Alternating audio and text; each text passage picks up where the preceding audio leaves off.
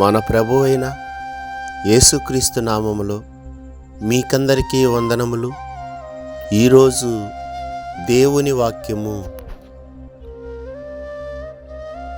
భూమి మీద మన గుడారమైన ఈ నివాసము శిథిలమైపోయినను చేతి పని కాక దేవుని చేత కట్టబడినదియు నిత్యమైనదియునైన నివాసము పరలోకమందును మనకున్నదని ఎరుగుదుము.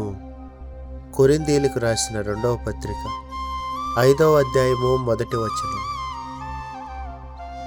ఈ దినము దేవుని కృప మనకందరికీ తోడై ఉండును గాక. ఆమేన్.